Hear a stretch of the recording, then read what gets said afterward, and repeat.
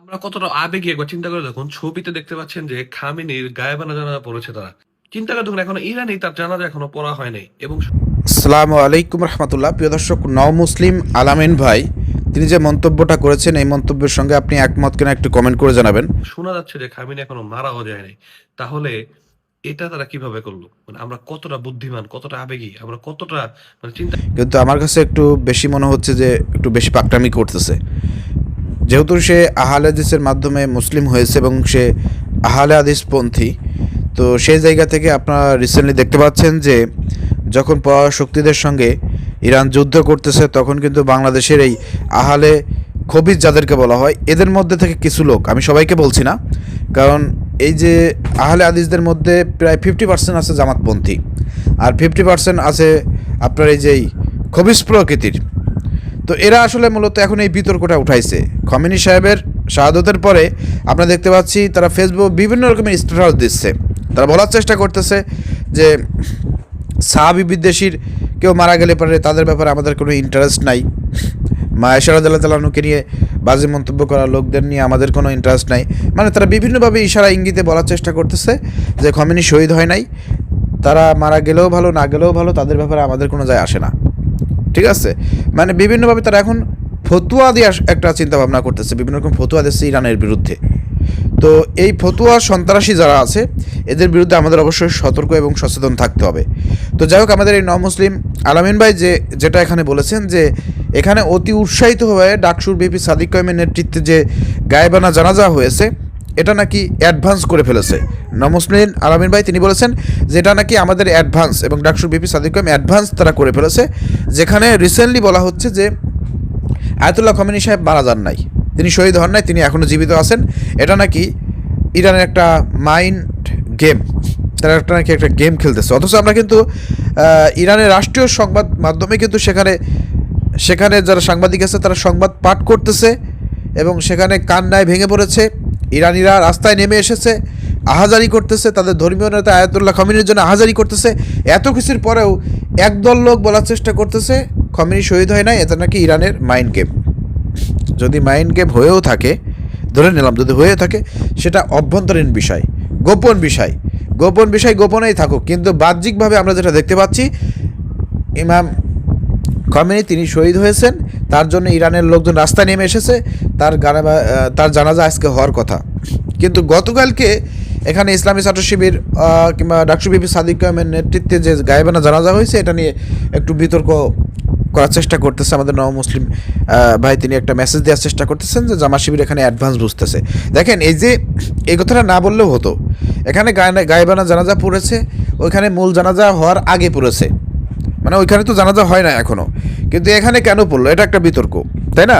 তো এটা এমন কোনো বড় বিষয় না যে ওইখানে পড়ে নাই বলে এখানে পড়ছে এই জন্য অনেক বড় কোনো কিছু হয়ে গেছে, বড় কোনো সমস্যা হয়েছে, কোনো ইসলামী শরীয়তের কোনো কিছু লঙ্ঘন হয়েছে, বিষয়টা কিন্তু এরকম না। এখানে আপনার ডাকসুর বেবি সাদিক কায়েমের নেতৃত্বে যে গায়েবানা জানাজা হয়েছে তারা তাদের মতন করে করছে।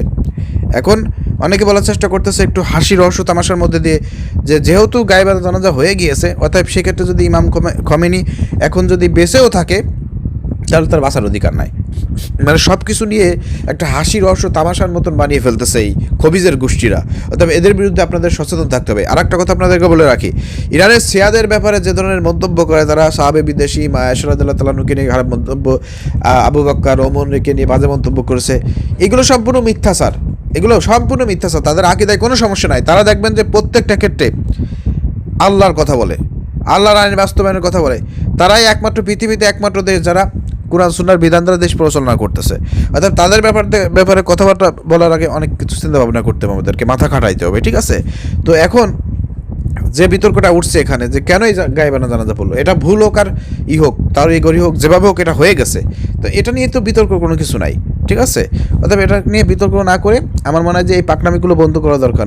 মুসলিম এই আলামিন সহ তাদের যে গোষ্ঠী আছে এদের এই পাকনামিগুলো বন্ধ করা দরকার, নাহলে কিন্তু মানে এদেশের জনগণ কিন্তু আপনাদেরকেও মুসলমান মনে করে না। আপনারা যেরকম সিয়াদেরকে মুসলমান মনে করতেছেন না, কাফির বলতেছেন, আকীদা সমস্যা, বাংলাদেশের মধ্যে কিন্তু অনেকেই আপনাদেরকে মুসলমান মনে করে না, কাফের ফতোয়া দেয়। অর্থাৎ এই যে আমরা এক দল অন্য দলকে কাফের ফতোয়া, মুসলমান না, এর আকীদা সমস্যা, এই সমস্যার কারণেই কিন্তু আজকে পৃথিবীতে মুসলমানদের অবস্থান জিরো। মুসলমানরা কোনো ভালো অবস্থান করে নাই। পৃথিবীতে একমাত্র ইরান দেশ আছে যারা পরাশক্তির সাথে আমেরিকার সাথে চ্যালেঞ্জ দিয়ে তারা কাজ করে যাচ্ছে।